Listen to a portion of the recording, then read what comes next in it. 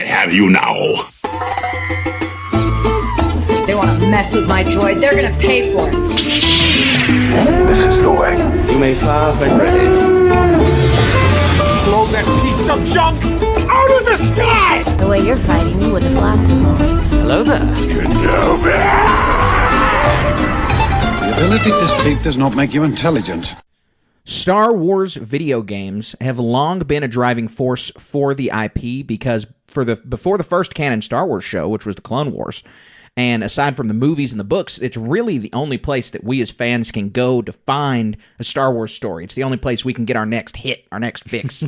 There's a very long history of successful video games of like all kinds, all genres coming out of Star Wars, shooters of various kinds, action-adventure games, RPGs, MMORPGs. My favorite real-time strategy game of all time is a Star Wars game. And we're taking today's episode to talk about this legacy that Star Wars games have left and where are we headed?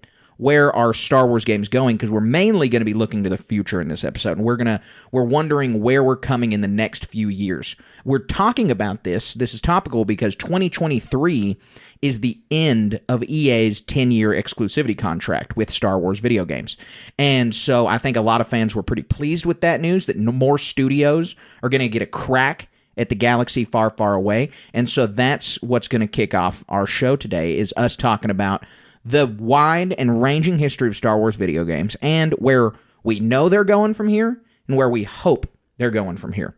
To talk about this subject with me, I've got a guy with a long history of playing Star Wars video games. He was grinding Star Wars video games before I was a thought in anybody's head. It is the joystick jamming Jawa himself, Colin Archer.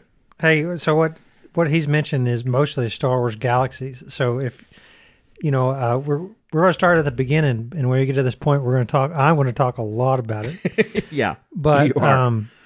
Join me, any fellow Star Wars Galaxies players out there, and come on to Discord and let's have a talk. Let's reminisce about the old times. So, Star Wars video games have a really storied history, and it pretty much as long as the movies. A little bit newer, but just barely. Pretty much as long as video games too. Yeah, exactly. I mean, when video games made the jump into the home and home consoles came about, Star Wars was not far behind. The first Star Wars game was on the Atari 2600. I've never played one of those before. Have you played? I didn't play a Star Wars video game, but there's one where you're in the Amazon jumping over pits. Of course, Pong. The first. Oh yeah, that really famous game where you're jumping over pits. Yeah, that's a big game. Yeah, excoriate us and tell us what it is. Yeah, please email us mean emails because I'm not a video game historian, so I don't know. Well, it's been so long since I played that. I think it starts with a C. Contra? Is it Contra? No, Contra was a Nintendo game. Oh, okay. But I think I'm thinking since of you Contra. bring that up, that was Nintendo, and there are some direct skins of Contra, of Star Wars, shooting blasters as Han Solo or swinging a lightsaber around, stuff like that. Yeah, I have. That was, so we'll get into it in just a moment. So for the Atari 2600, the first game came out in 1982. It was Empire Strikes Back tie-in game. Right. And it was the Battle of Hoth, and you had to have read the package to know that it was the Battle of Hoth, because you're just a little pixel flying around on a screen shooting other pixels, other sized pixels. When I researched this a little bit, it's got the AT-AT on there, and I don't remember if you're doing the lariat thing to rope the legs in that game.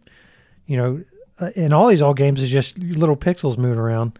They're kind of janky, but I mean, this was the best of the time. When we're talking about this old stuff, you really have to give it a level of what the context was. It's unfair to judge these games. Oh, it deserves deference, for sure. This was amazing. If I were a kid getting to play this when it came out, my mind would have been blown. Yeah. And, I don't know if this game specific, I can't remember, but I remember being so overjoyed that we got to recreate the scenes, recreate this Battle of Hoth of Luke Skywalker launching this lariat thing into the legs and flying around and knocking over an AT-AT. And that's kind of the big starting point for Star Wars video games, right? Is it's not the, this is a new canon story or this is a new story set in the Star Wars universe. Those early Star Wars video games are all about living the iconic moments being thrust into the film when it was just the first three. Right. Yeah, I mean, and what better? Think about going to this movie theater. You're a young person, and you've just witnessed an epic scene of this Hoth thing going on, and the whole thing what that movie was, and now you get to go home and recreate that, and relive 2 years after it came out. But well, still, I mean, this is Star Wars we're talking about. You had that VHS tape that would probably had to go get cleaned. That happened to me. I'll bear some of my soul. I watched Care Bears to the point that we had to take the VHS tape to a repair shop and clean that tape so it could be viewed. Wow, I didn't even know that was a the ever need. living dog out of Care I Bears. had VHS. Like, I was around in the VHS years. I didn't get a DVD player till I was like 8 or 9 years old, maybe 6 or 7. But I'd like watched VHS tapes, and I never knew that you had to clean VHS tapes. Yep. So I'm sure there were people doing that with Star Wars. And if you even had a modicum of interest, video games, even back then especially, high barriers to entry. Even today, I think the most recent one it's not necessarily cost, but it's about availability, right? That PS5, I'm a PC gamer. I don't really dally in the console gaming. Console stuff. But that PS5 was such, people can afford them, but they didn't make them fast enough, right? Couldn't get them. Some sort of, maybe even an artificial demand creation thing. Well, that was the same way. That Atari 2600, we live in a rural area comparatively. And so you couldn't just casually walk into a Walmart, or Walmarts were barely even a thing then. It was you're going in your Kmart or your local Radio store, Shack. Radio Shack. Or not even that. It was whatever locally sold electronics in your town. Billy Bob's Electronics Store. Bob, yeah. And so did he even have enough money to, these were huge risks. Wasn't somebody buying 1,000 of these things to deck out their 15 stores and Christmas was coming up and we're going to sell these things. It was, hey, this rich kid down the street was lucky enough to get one. Right. Because his dad knew somebody who knew somebody. That's how they came about. Of course, obviously it's evolved since then, and now we got mobile games, and anybody can play them at any time. But gosh, the Atari was this niche thing. It evolved into the Nintendo. I didn't even buy my first Nintendo. I won it in a raffle. But Star Wars games were niche. Gosh, I can't even remember playing one on a Nintendo. Oh, they certainly don't have the status that they didn't have the status that they do today. They're now, we don't know literally, but I assume they're Star Wars' third biggest moneymaker. You got movies, TV, and then the video games. Right. And I think that's a pretty easy guess to make. And so LucasArts, the company that George Lucas started, because George Lucas was the king of this, he said, I don't like how people are doing sound. I don't like how people are doing light. I don't like how people are doing any of this magic. Special effects, yeah. And so I'm going to create Industrial Light and Magic. And he makes his own company. George Lucas saw the same thing with video games. It's kind of scattershot back in the day with video game IP. It's just like, oh yeah, you go make a Star Wars game. And George wanted to be more honed. He wanted to be more focused, and so he created LucasArts. And the developer began in earnest in 1991 with Star Wars on the NES. Right. So and this is that Contra reskin that you're talking about, right? Yeah. I've gotten to play Star Wars on the NES quite a bit, actually. Obviously, I wasn't alive when it came out, but I got to sit down on my uncle's old NES and play his old copy, and that game is maddeningly difficult. I've still never beat it to this day. Yeah, all of those games were. We're so fortunate to live in the lands of where if you want to even think about these games, you can punch it into a website and watch people doing speed runs and stuff, right? And so, back then, from the perspective of these developers, it was a brand new market. And if you're making tons of money off movies and merchandise sales, roll it into something else. And we got, gosh, I don't really want to criticize these old games. And there's a lot to say about a lot of things, but, there's something to be said about having an original idea versus a reskin, right? And there's I'm not a lawyer, but there's so much latitude when it comes to, you just have to change things slightly up a different, and you can not necessarily, and, reskin it, not infringing on a copyright or infringing on an idea, but it's so easy to make a reskin, right? Famously, one of the most famous one is Mario Brothers 2 is a reskin of a Japanese game because they're having a hard time. The Americans couldn't handle the game or something like that. Right, I don't know what right. exactly the lore is, but my whole point is like You can't call real world history lore. yeah. Well, I mean, it's about video games, okay?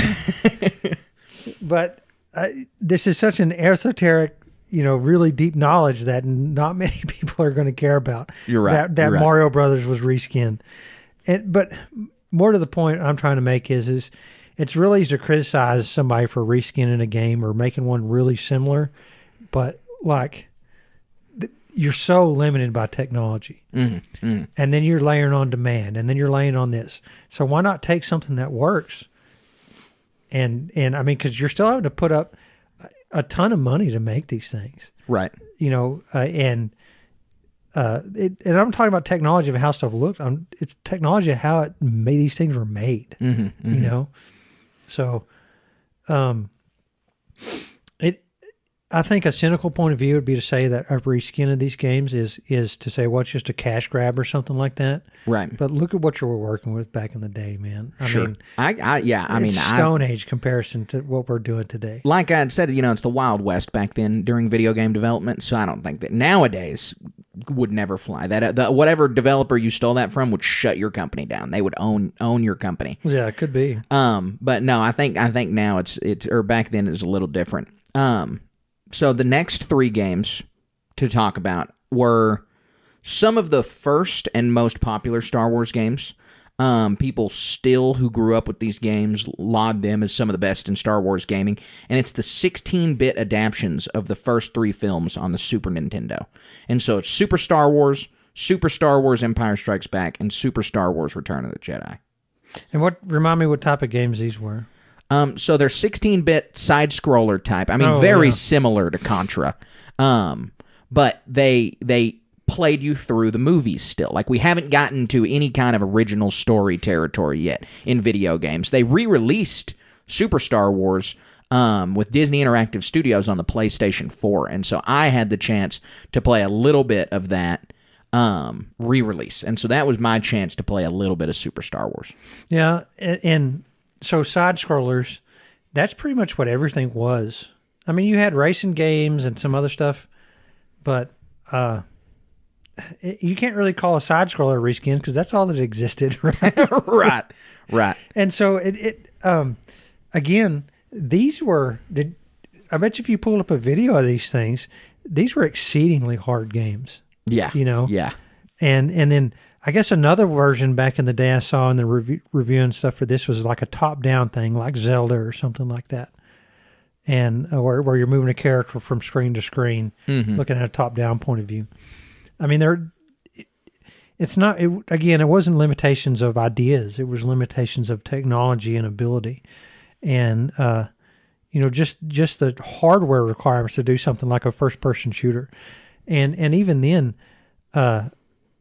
One of these I saw was a blatant reskin of Doom, and I played it in this same era of these on PC. I mean, it was the stormtroopers died in the same way. The guns looked like they functioned in the same way, and Doom was Doom and Wolfenstein were the very first person shooters, right? And they're 8-bit or 16-bit or something like that. Yeah, I think they're 16-bit. I don't know everything that anybody talked about. Nintendo was 8-bit, and then Super Nintendo was coming out, it was 16-bit. And then the Sega Dreamcast come out, and it's 32-bit, or they skipped that and did a 64-bit. and then when it got to 96 and 128, it kind of fell away. But right, people stopped caring about the bits. Well, I mean, then it came up to, like, how much was actual functionality that translated into practicality and versus marketing jargon, puffery and all that stuff. Right. And now people can, nowadays we plug these consoles into test rigs, and there's probably 1,000 different metrics you can judge how one of these machines operates. And so boil it down to how many bits it is like a gross oversimplification, right? Right. I know that how popular all of the bits are now, that people are like 4K game and yada yada yada, and we have no idea what a bit is anymore. Nobody has any idea, but that used to be the foremost in gaming technology. Right. No, it really was. I mean, and I never actually owned a Super Nintendo. I had the Nintendo, and these things were $200 or $300 even back then. Mm-hmm. And golly, they were. What does that translate to now? That's got to be a lot. Well, I mean, $600-700. Yeah. I mean, it's easy to Google these things, but I mean, I remember wanting the very first PlayStation and seeing it in a pawn shop for $300. And I think the next console, my brother was more into consoles. He had a Nintendo 64 was the next one that we got.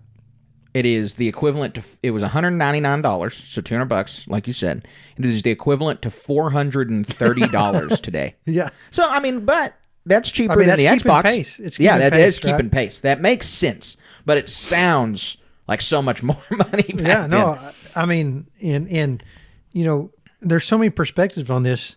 Nowadays, it's so easy to just download some game on your phone, right? Mm-hmm. And back then, I mean, I remember, like I said, I was extremely lucky. I won that Nintendo in a raffle. I probably would have never seen one of these things, Right. personally.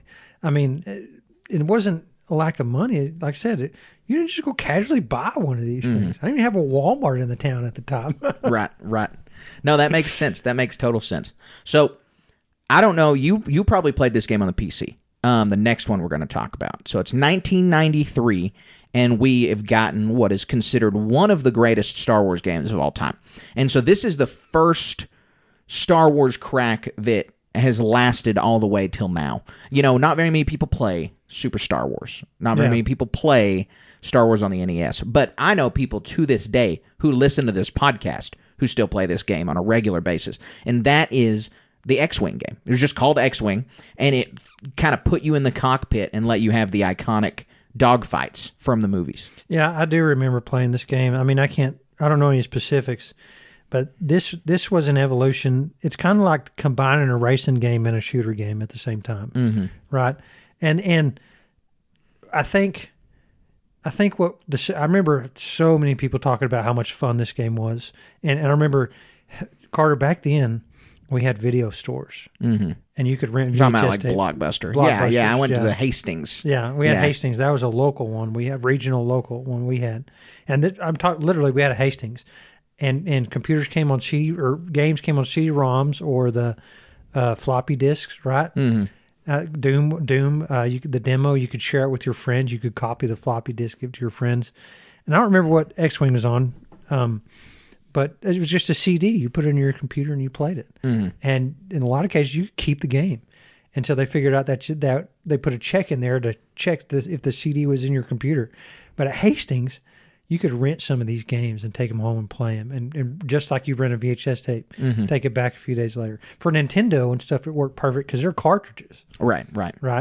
But even for a short period of time, they did these the CD-ROM computer games. And they would still do demos with that. I remember buying magazines, and they come with the CD, and you could play these demo games, and it was an advertisement to buy the real game. Right. And guess what? They were $60 back then too. I guess they're more. I remember people complaining about that. They're $70 or $80 right now. Yeah. And that's if you're buying the basic version. If Right. you want the collector's edition with the free upgraded helmet and this and that, you got to buy the collector's edition. Yeah, we're certainly in the era of the $70 video game, and we were in the $60 video game for way too short. Growing up, What, 30 the years? set price. No. Growing up, the set price was always $50. Okay. I always remember for like years, basically since I started playing video games until I was in high school, until I was at the end of high school, maybe even middle into college, where games were $50. It was just standard. We're just like, all right, video games are always going to be $50. And then boom, 60 came. Felt like we were in 60 for like 5-6 years, and now it's $70. And they're just going to keep going up, and that's a shame. Yeah, and then so like, you remember? Have you seen people play Microsoft Flight Simulator? Yeah. I remember a couple of years ago they came out with their latest version of that. I remember playing the first versions of that back in the early 90s. My neighbor had it on their PC. And like we flew over my house. I mean, it wasn't nothing. It was just a green field or something, right? But now with that X-Wing game, you got to translate that into, you're in an X-Wing. you get to be Luke Skywalker shooting down TIE fighters. And I as far as Star Wars games, me personally, that's what I like the most. I have the 2 joysticks at home, the throttle and the joystick. Right. And I played the Jump to Lightspeed expansion, which we're going to talk about a bunch coming up shortly. But even back then, it was with just a keyboard or something on the PC, flying that X-Wing around. So fun. Mm-hmm. Yeah, no, I mean, look, people went crazy when the X-Wing game came out because, like we said, it was the first real big, successful Star Wars video game that just hit everybody. They got to all play it. And then we started to get into new territory with the Star Wars Dark Forces video game.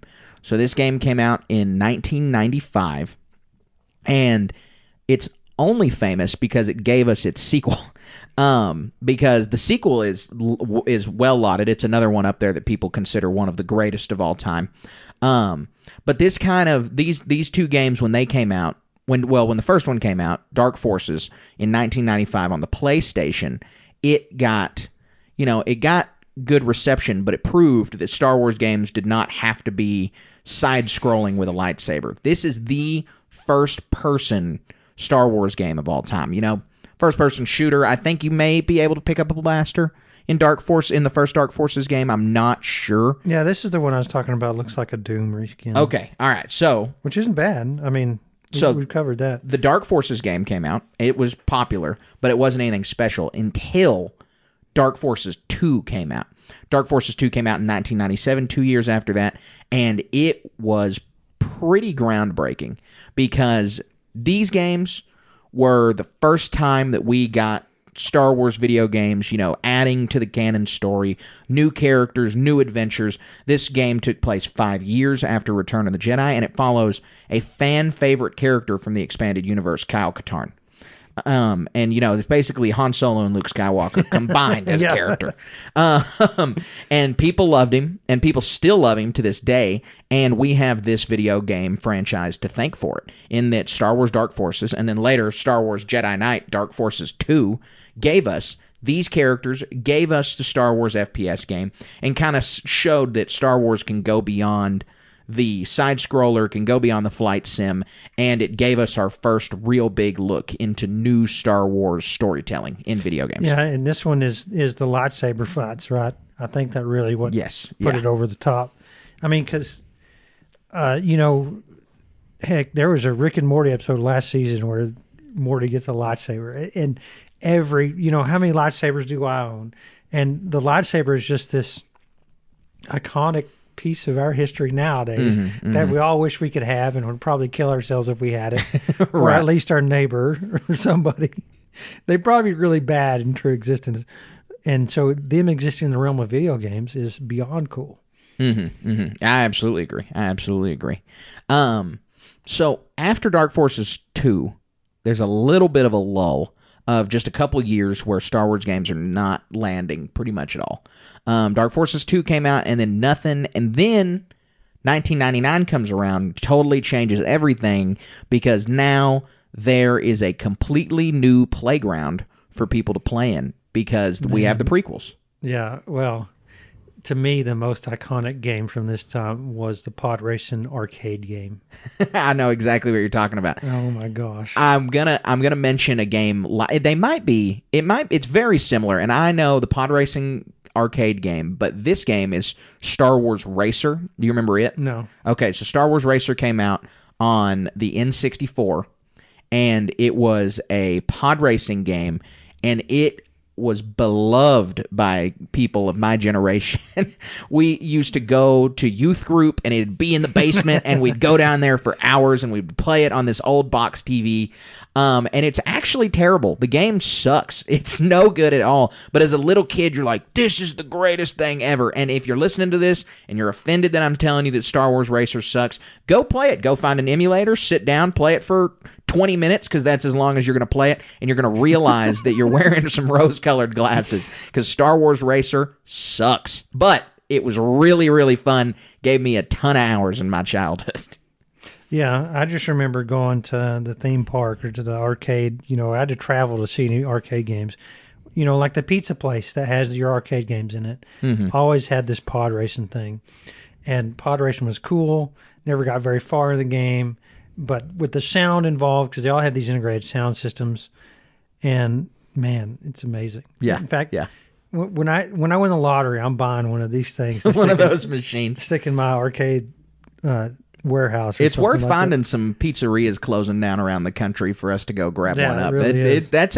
That is a gem in any Star Wars collector's collection. If you have a real life-size, any Star Wars arcade machine, really, they have the pinball machines, all that, but the racer one, the sit-down, that's probably the creme de la creme. That's the crown jewel of a Star Wars collector. And I bet they had one that moved around or something, Yeah. Yeah, well, if they didn't, they should now. We've got this chain of movie theater arcades here in town. Not here in town, here in Texas, called Synergy, and they need to get one of those. Cause, you can find one on eBay today for $7,000. Oh, yeah, not bad. Paltry sum for a lifetime enjoyment. Yeah, exactly. For all the fun that you're going to get out of that thing, come on. What is $7,000? But we have more games to talk about than just the amazing, amazing Star Wars Racer in arcade. Because we're now into 2003. We're in the heat of the prequel era. Attack of the Clones just came out. Colin's sitting in Iraq rewinding his DV over and over. But this year is probably the one that you could make the most compelling argument that 2003 is the greatest year of Star Wars gaming, because it's got two massive projects for us to talk about here. It's two RPGs, two very different games, and both monumentally popular. 2003 gave us Knights of the Old Republic, the first game, which we could do a whole podcast on. I mean, it is one of the most beloved Star Wars games of all time. And then perhaps the only thing that you like talking about more than Star Wars is the MMORPG Star Wars Galaxies that came out that year. So let's talk about that. Okay, so I had to step back just a tad. I played a game called Ultima Online, and it was one of the first MMOs. There's a couple others out there. I think that predated it literally. But one unique thing about Ultima was that it had player housing. And so you could buy a deed and place the house. And they replicated something similar in this Star Wars game, Star Wars Galaxies. And I should note to our dear listeners, I didn't play the first half. I only played when they did the new gamer experience. So I don't remember all the history exactly. The game played different. The combat was turn-based. But the thing I remember the most that was controversial and talked about a lot was you couldn't be a Jedi in that game just off the bat. And people wanted that, but I think that they wanted it for lack of a better term, lustful reasons, right? I mean, because who doesn't want to be a Jedi? So they said you could be a Jedi, but you had to unlock it. Well, how did you unlock it? It was this hyper arduous process. And so, like, you've heard of people getting, like, what's something that's arduous today, like achievements or something, like maxing out your prestige? Oh, in yeah, Call of just Duty getting the platinum trophy, getting all the trophies in a game. I mean, it takes hours and hours. In this game, to unlock a Jedi, you had to have, as your character was generated, in the background that you had no knowledge of, it picked 5 skills that you had, and that if you max that character out was 5 skills, and all you could have was 5 skills. If you max your character out with those 5 skills, then it unlocked a Jedi slot for you to make a Jedi character. And this was wholly unknown to you? You didn't know what the 5 slots were? And so they were different for everybody? Yes. Whoa. And so, like, do the basic math on that. And I don't even know if it gave you any sort of notification when you pick the right one. And so there you had to do 5 skills, and there's like 25 skills in this game. And so it was impossible. It was total luck if you somehow maxed out. And it wasn't just like, oh, I want to sit here for a few hours and grind out a skill. It took days. It took weeks to grind some skills, right? I mean, because these video games, they're just like, oh, shooting, and I sit there and shoot stuff over. It's like, I want to be an engineer, and I have to craft these things. Right. And these items in the game. And so you have to, it was arduous. That's awesome, though. Because it sounds like how, a Jedi is with your midichlorian count. It's just completely, you don't know. It's just random. Yeah. And then So people were frustrated that they couldn't just casually make a Jedi. Mm-hmm. And they put in, as a random drop of like 1 in 10,000 or more, a rarity off of a creature in the game, a holocron. And as you consumed the holocron in the game, it would tell you what one of these skills was. Oh, wow. Yeah. So they had entire guilds just out there farming mobs and looking for holocrons. And so they would sit there and they would create like a ranking of like guild seniority, and they would pass the holocron over so you could make the Jedi character. And of course, the most charismatic guild leaders got their Jedi first. Right. But once it was unlocked and you made your Jedi character and trained up their skills for the Jedi, they were unstoppable. The lightsabers just cut people down. They couldn't be touched by blaster fire, stuff like that. And I mean, they could eventually be killed, but it took entire servers worth of effort to kill a Jedi or something like that. And it was inconsequential anyway, because no such thing as permadeath or anything. But the cool part was, even after the change, was that you could make a bounty hunter character, and there's a bounty hunter chart, and the Jedi were always on the top of that because they were so hard to kill. And so you could go hunt down a Jedi as a bounty hunter. Yeah, it was cool. insanely cool. That's cool. I just the thought about this game and what it could have done for like the YouTuber community is huge. Gaming in a game like this I am just, you're a professional Star Wars Galaxies bounty hunter. That's all you do is stream hunting bounties all day. Yeah, exactly. I mean, and so listen to us, Kathleen, and whoever else at Lucasfilm and LucasArts. You need to get on this. I mean, because you're missing a boat. Right, yeah. I mean, we have an MMORPG for Star Wars, The Old Republic, and it's the only thing that I'm aware of that's still contributing to the EU, and it's still set in the Legends canon, but it's just not the same. It's nowhere near the same as how I've heard Galaxies described by you or other people. I played that game too, and it's a World of Warcraft reskin. Right. I mean, like literally some of the classes that you play in that are exact 1-to-1 when it came out of, like the warrior was this and the mage was this, stuff like that. But like Galaxies, I mean, it had a lot of influence from World of Warcraft. I mean, like you get together your group and you go kill a boss. HK-33 was one of the big bads. Him going around meat bags this, meat bag that, and he's a Knights of the Old Republic character. HK-47 is a KOTOR character. Yeah. So many numbers out there, I get confused. But even then, in evolutions of the game, you went to Hoth and fought all that stuff. And, gosh, there's one mission. And so playing the RPG part of it was just half the game. Well, and probably 2/3. The other part of it was the jump to light speed and flying in all the iconic ships. And not only that, it was against other players. So like X-Wing and TIE Fighter and all these other games, the predecessor, it was against a computer, right? You're not playing online against other people. And for all I know, it was that until these recent battle royales? Well, not the battle royales. I'm talking about the Starfighter game. Squadrons. Star Wars Squadrons. Yeah. Yep. But even then, what was cool about this game was you could have a character who was a StarCraft engineer. And so you would kill other ships, other NPC ships, and you would find in your inventory loot like guns, star drives, shield capacitors, all these other things, and you would you would reverse engineer these components and make the best ship that you could. So like the more you put into it, the more you got out of it, and it was always who was doing this to figure out get the best stats on their guns. Because if you could kill somebody faster, or if you could move faster or turn better, you got the edge on your opponent. Right. And it was always just like a hot rod community type thing. Yeah, that's out cool. there. What ships had the best stats, and the best statted ship was the Jedi Starfighter. What Anakin and the cool thing was to get that ship, like you had to be had factions. You had to be an Empire player. You went and talked to Darth Vader. He said, you talked to him on Kashyyyk.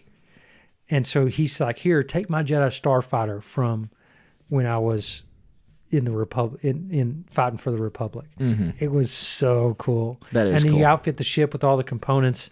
and you went out there and just destroyed people. Well, George Lucas would be proud of the hot rodding community in Star Wars Galaxy. He was probably a part of it. You probably raced against George Lucas and didn't even know it. Yeah. But, I mean, we could sit there and make just an episode. We probably should make an episode just about Star Wars Galaxies. I really hope to engage with somebody over that. Again, I only did the new gamer experience, so if you want to school me on everything, how much better the game was back then, I'll certainly listen to that. Hop into the Discord. Talk to us about Star Wars Galaxies in the Discord. Colin's always pining for someone to talk about, and I just can't understand. I didn't play it. I was just too busy crapping in my pants when it came out. From what I hear, there's some people who've reverse engineered the game and doing private servers and stuff. So I think it's still out there. I just haven't put forth the effort to actually go seek that out. And there's nothing like it since, and oh man, I hope there will be someday. Yeah. So tell me about KOTOR. Did you play KOTOR ever? Did you ever play it? I didn't play it when it came out. I did when you have since, which is the same for me. Yeah. I've played it since then, and it really is. Look, I mean, it's aged. Obviously, it's not the same as the RPGs we have nowadays. But as a precursor to RPGs, you can see all the bone structure there. You can see how modern RPGs still draw on KOTOR. And the story is just a really wonderful Star Wars story. So, yeah, and that's what makes this thing such gold, right, is because it's an original story set in the universe. I mean, you start out on Coruscant, I think, right? And you just get to be this immersive thing in such a high-quality effort. And this brings me to a point I want to make, reskins versus this or that. Or gosh... And this is kind of like, reskins are reskins, side scroller, this or that. You got to get from point A to point B, and you're what looks like Luke Skywalker. You know what he does. You know what the end game is. It's kind of like the story's already there. In this KOTOR game, and so much since then, like Fallen Order and this and that, you basically get to make your own character. For the most part. Well, I would say that Fallen Order and KOTOR are really I'm talking different. about customizations. Sure. Well, KOTOR, you got to literally make your own guy. But on Jedi Fallen Order and on Survivor, it is just cosmetic. I mean, Cal is still the guy. Well, like, it's about one person. My point is like this is an original story. That's kind of like we're talking about what makes these games successful and sell really well is that it's not just, all the games I think do really well. If you got to pretend like in the VR games we're going to talk about, you put Star Wars on there and it's going to perform pretty well. Well, I mean, not back in the day, those side scrollers. Sure, not back in the day, but nowadays Star Wars is pretty guaranteed cash cow on the console. What I think is that there's a realization with this KOTOR that there was a shift in, hey, if we come out with an original story and let people live through, in a sense, make their own character that exists in this world that is also powerful, that we can do really well, as opposed to, we're going to shoehorn stuff into Luke Skywalker, we're going to shoehorn stuff into Han Solo, or we're going to shoehorn a faceless person into an X-Wing, right? And so, again, those games did really well, but they can only go so far, right? Right. No, you're absolutely right. And that's, KOTOR kind of laid the groundwork for that, right? Like it allowed, without KOTOR, we would not have Jedi Survivor. Without KOTOR, we would not have Jedi Fallen Order. Like, it's just not going to happen. And so now that we have these games, we have KOTOR to thank for that. And so we're beyond 2003. It's now 2004. And there's a couple mainstay Star Wars games that come out around here. I don't know if I'd ever say one of the GOAT Star Wars games came out in 2004, but we got a lot of important pieces in 2004. We got the original Battlefront game. Star Wars Battlefront 2 is exceedingly popular, but we get the original, the first one here, right, which kind of proved that Star Wars would work in this multiplayer format like that. Then we get another FPS game. This one is lauded. People love it. It's the single-person FPS, Republic Commando. I remember seeing this one. I don't know if I ever played it. I remember seeing this one on the shelf, and the Commando has that Gatling blaster on the cover. I think it looks really cool. It does. It does look really cool, and it's a beloved game. People love the Republic Commando story and what those guys are about, and it's because of this game that people are really, really big fans of it. Yep. So after Republic Commando in 2004, we also get KOTOR 2, which is a little different. It's very loved. People love that game. And the only real complaints are that it could have been even more, and it wasn't. But that's another one of those stories that people just love and is one of the most popular Star Wars games of all time. Almost 20 years on, people have put mods onto it and stuff like that to improve those perceived lacking aspects. Right. So we also get in the next year big Star Wars games. We get 2 massive Star Wars games. I mean, some of the biggest in history. The first one would launch a completely different IP into prominence to the point where they now have multiple entries into this completely unrelated to Star Wars. And that is Lego Star Wars. Yeah. Lego Star Wars came out for the first time in 2005, and now basically every IP you can think of has its own Lego game. And those Lego games are super popular. And they took the formula that was a total hit in 2005. This was honestly probably the first Star Wars game I ever played. Yeah. I got it on the Game Boy Advance when it came out. I was a huge Lego kid. I mean, I loved Star Wars. And so Star Wars Legos were the biggest part of my collection. But I liked Legos a little longer than I had liked Star Wars. And so putting both of those things together, I was all over this game. And it was a smash hit for me. The game is I still have really fond memories of it. I remember playing this one on the Nintendo Wii, and I think every time we talk about this, it comes up the Yoda character. Yeah. You can only move him around by jumping around. And me and my wife are playing it, and she slammed the controller down. You can't play that character. Change your character. Because the sound he makes, right? Yeah, when every he moves time around. he jumps. Yeah.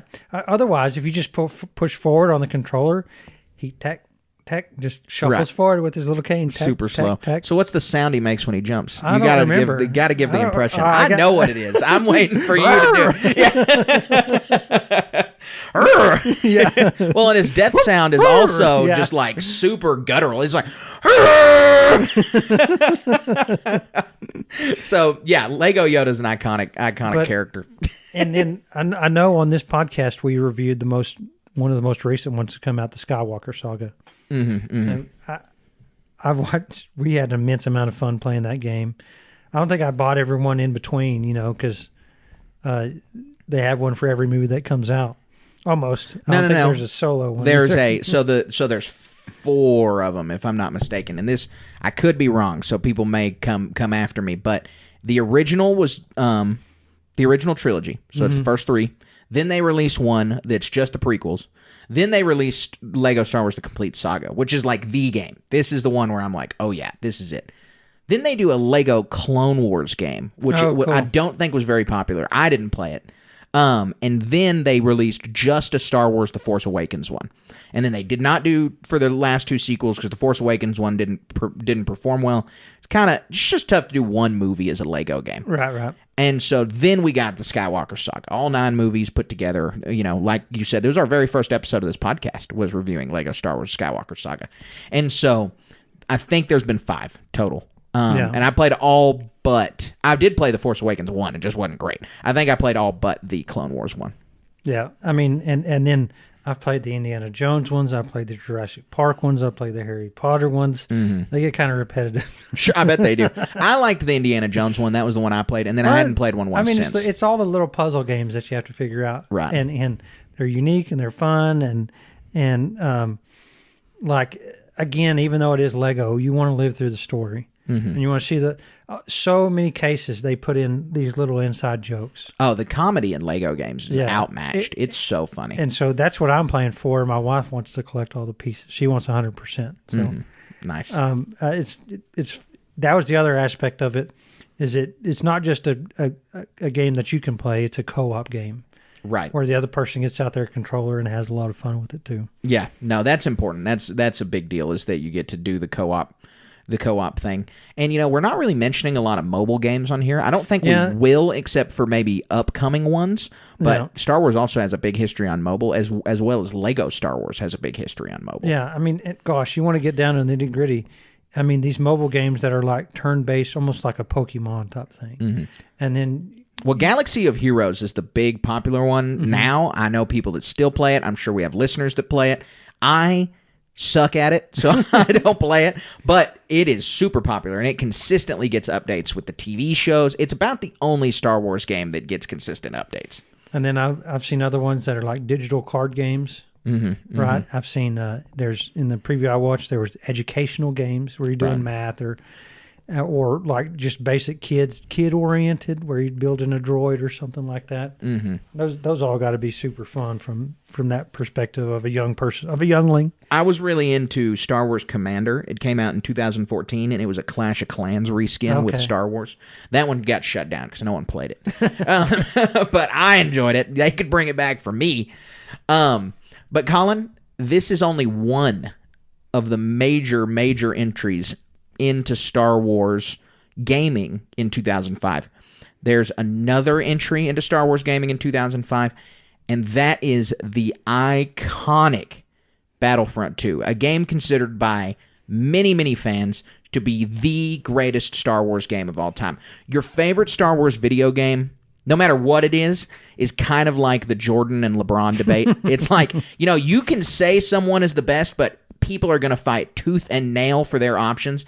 And Battlefront 2 is the one with probably the biggest community behind it, screaming, Battlefront 2005 is the greatest Star Wars game ever made. And so what makes that, oh gosh. Well, the multiplayer aspect of it was a blast. It had some amazing maps, but what really makes this game stand out for me is the story was super good. Now, this is before clones had chips in their head, before we saw that resolution in the Clone Wars. So this was just when clones betrayed the Jedi. They were just, really following orders. And this game's story takes you through prequel missions as a 501st clone trooper. Then Order 66 happens, and you start doing Imperial missions for Darth Vader. Oh, nice. And so it is a good story, because it's from your perspective of, like, all of this is changing, and it's all happening really fast, but you're just, you're just a good soldier following orders. Yeah, and it looks cool for the era, too. Running around, shooting stuff. Yeah, it was good, and there's still people that play it. It's got a huge community online that you can find lobbies to play online on Steam right now. Which is really crazy, but it's super popular. It was a lot of fun. I remember hours and hours and hours of going over to friends' houses and just playing that game against each other. Yep. It came out for the original Xbox, right? Yeah. Came out for the Xbox. I'm sure it was also on 360. Yeah. And then PlayStation. I don't know if it was on PlayStation 2 or if it was just on 3. Probably both. Yep. So, that being said, the LeBron Jordan debate, Battlefront 2, KOTOR, I'm here to talk about the Kobe Bryant of Star Wars video games, all right? This is my personal favorite. This is the greatest Star Wars game ever made, according to Carter. And that is Star Wars Empire at War, the jewel of 2006. The best thing to happen in 2006 was this game being made. And I think it's a super underappreciated title. No, we played it just casually between me and you over the internet, my PC to yours, right? And man, I didn't play this. I looked at this one coming out as too busy, but it's an RTS game, real time strategy, and so this one, I wouldn't even call this one a reskin. There's a lot that came around, like Command and Conquer is the classic one, Red Alert or something like that, and of course there's tons of different ones, but this one is so cool, Star Warsy, and it's still around today with people doing mods on it. We need to look into this. All over it. I mean, and it came out with the Empire at War story. You get to play through the original trilogy. Events are a little bit different, and you can play either Empire or Rebellion. Then its expansion, Forces of Corruption, introduces super cool story set in the underworld of Star Wars, introduces a third faction. The whole thing with this game is a lot of fun, and it's a long game. Like, you can play through that whole campaign, and it's going to take you hours. And I just love real-time strategy games. They're kind of my favorite genre of games. And so this right here was getting to meld those two loves together. I think one aspect that's really cool is you get to have heroes on your team, and they influence how your units operate. And it takes place on the ground and in space. Yeah. Which was the Space Armada stuff is a lot of fun. It's probably my favorite. Space battles are, I think, widely more popular than land battles. They're both fun. I'm not ragging on the land battles, but just being able to, because all of the All of the ships have ships that they're strong against and weak against. It's a lot of tactics. It's very fun. It's a lot of holding back units and weight. We could do a whole episode just on Empire at War. Yeah, I believe it. And this is one of the games that needs a sequel very badly. Oh, badly. Absolutely. It needs a remake, a remaster, a sequel, something. It needs something. So 2006, we're getting near the end of the 2000s. So the end of the 2000s get the very popular Force Unleashed and the much less popular Force Unleashed 2. These games, there's a lot of nostalgia around them. There's some games that some would say are the greatest Star Wars games of all time. They don't have as many ardent fans as Battlefront 2 and as KOTOR, but they let you, for the first time, really just kind of live out. You know, what if you got to use the Force and it was completely unlimited? Like, you just got to do whatever you want. What if, Colin, here with me now, what if the Force were unleashed? That's essentially the question the game asks and answers, but they're a lot of fun. A little bit universe breaking. One guy taking on Darth Vader and Palpatine at the same time and living to tale, but it's a good game no matter what. It's just fun. Yeah, I never played these either. Again, I was too busy at the time. I'm glad that we're able to cover the eras, right? Yeah. Like, you got the first era, I got at least one of us has pretty much played all these games. Yeah, but I've read a lot about it. I've watched some playthroughs, and gosh, I think one of the more iconic moments was where he pulls a Death Star out of the sky or something. Yeah, right? Which I never ever got to do because I had it on the Wii, and that scene is not in the Wii game. Really? For whatever, I don't know if the Wii's hardware couldn't handle it or what, but people at school would always be like, "Oh yeah, you remember when you pulled down the Star Destroyer?" I was like, "No, I don't remember that. Actually, let me come over to your house and play that level." That's crazy. Yeah, it was out of the Wii game for whatever reason. Don't know why. It's also one of the only Star Wars games on the Wii, I think. I mean, there's not many. There's not very many. Yeah. So after the Force Unleashed comes out, it kind of gets bleak fast for Star Wars games for a little while, for a few years. Basically, from the Force Unleashed until the company sold, Star Wars games are just not hitting. There's some Clone Wars tie-in games on the Wii, on other consoles that are all right. We get some of those Lego games that I had talked about. Star Wars Angry Birds. Can't forget Star Wars Angry Birds. I played an insane amount of that. Of Star Wars Angry Birds? Yeah, you could rack up the points and unlock the different little character birds. Mm-hmm. Darth Vader and the Darth Maul and the Palpatine and whoever else you wanted, and they did different effects in the game. I just love playing the Angry Birds ones. It was a nice little brainless whatever. It having the Star Wars spin on it was a lot of fun. Yeah, I liked that Star Wars is so readily available to smash into other IPs and do these character mashups. Like, you had the Darth Vader pig and the Stormtrooper pigs and all that. And that I don't even know what you call that game, like an adversary type game or something like that. But I played those back in the 90s too. There's one with tanks called Scorched Earth, where it's my tank versus yours, and you pick a weapon to shoot. And you bounce back and forth. I've played games like that. Yeah, and then Worms World Party, same thing. You have opponents to kill that are in a cave or something, and so stuff like that is always tons and tons of fun. Yeah. Now with the Star Wars aspect on it, I played a lot of Angry Birds. Yeah, it was good. And then who could forget to cap off the 2000s? We got Han Solo dancing to a cover of "I'm Riding Solo" called "I'm Han Solo" on the Xbox Kinect.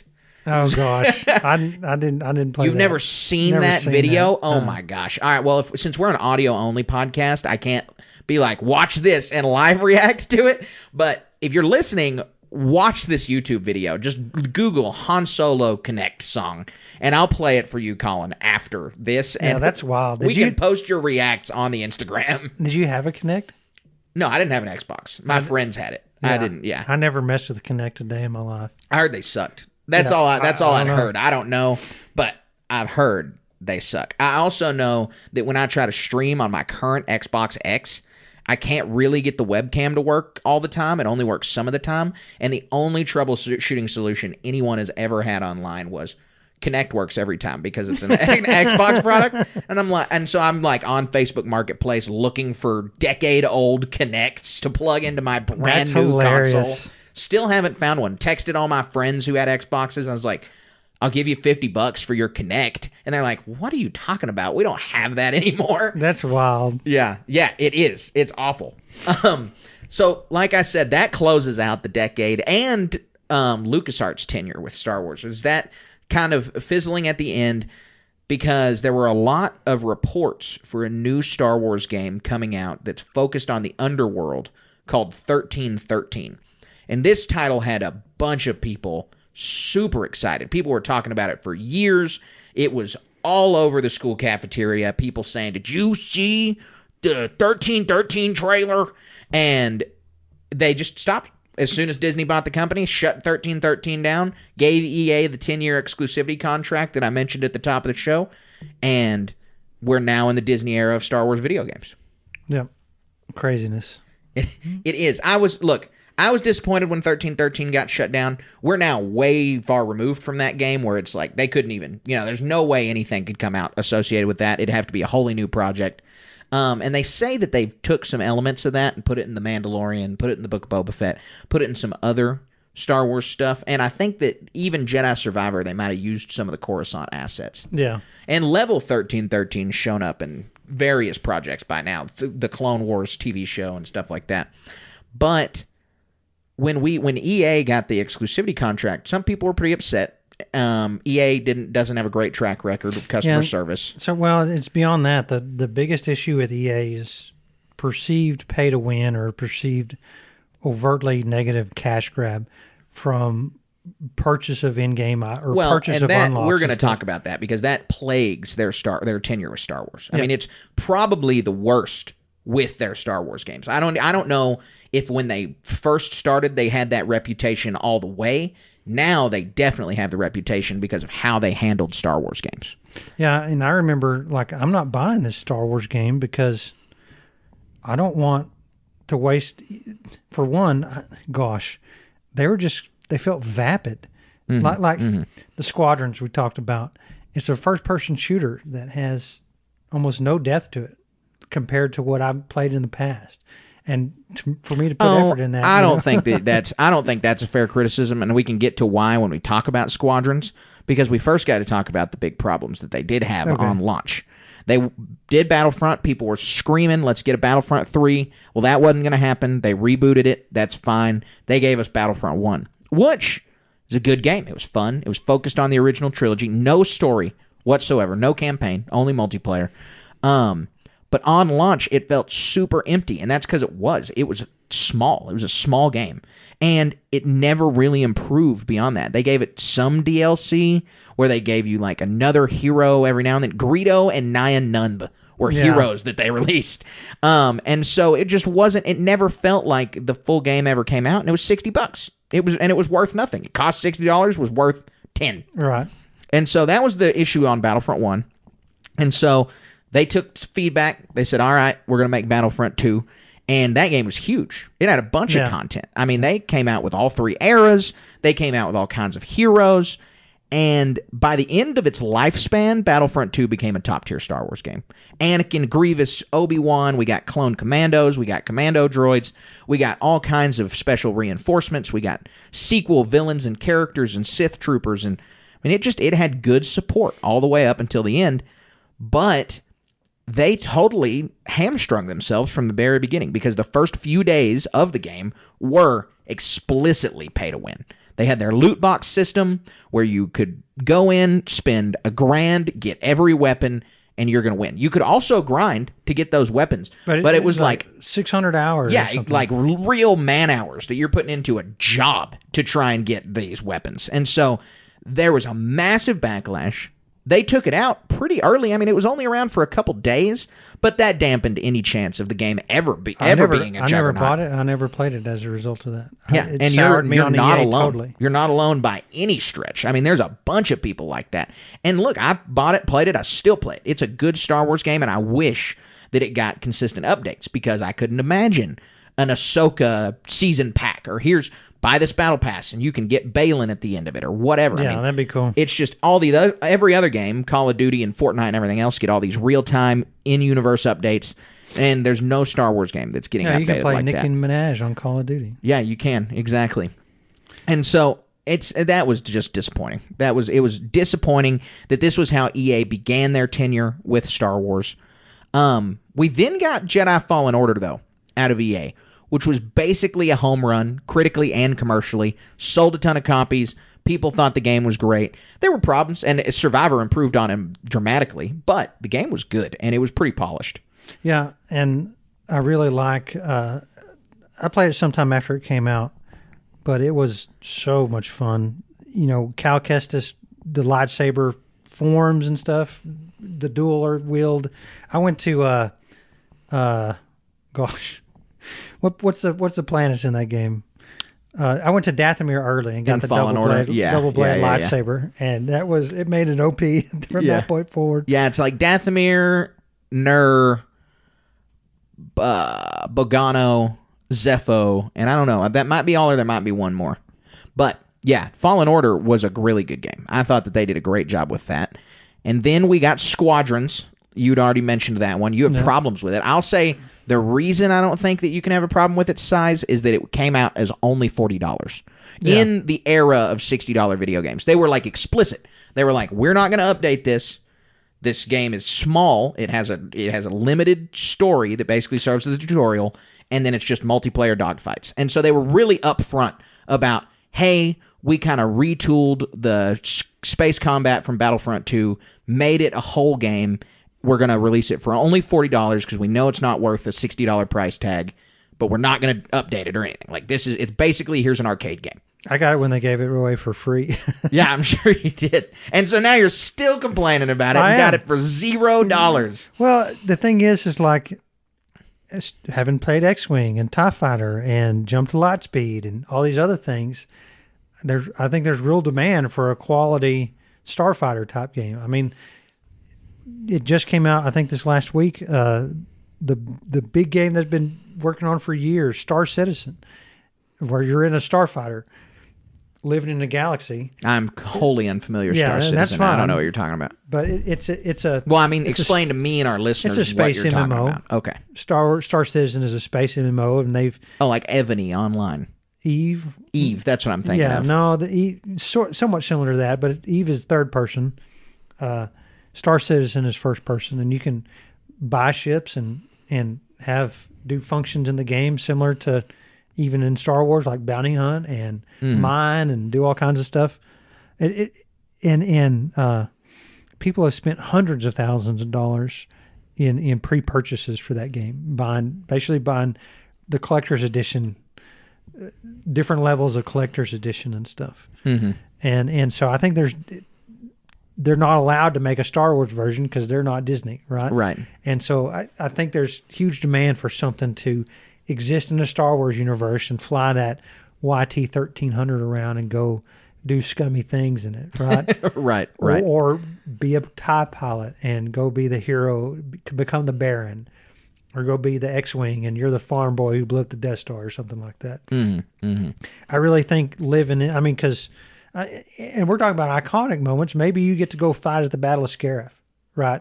And you get to go down to the planet and do cool things. Those games just don't exist. You know, I mean, we started out like, talking about doing a trench run or living in these iconic moments on Hoth. You know, flying around in your air speeder or something, or flying in the bark speeder in Galaxies in the ground mode, doing stuff like that. You can't live these iconic moments anymore. There was no Battle for Scarif game. Right. Yeah, that is something that we went from when Star Wars games first came out to only being, not new stories, just set in the universe, doing retellings, living the moments, to now those games don't exist, like you're saying. We went from just those to none of those over the past 40 years. Yep. So the last game... So we've done 4, here's 5. The 5th and last game of EA's exclusivity contract. Now, this doesn't mean EA is not going to be making Star Wars games in the future. This just means they are not the only people making Star Wars games.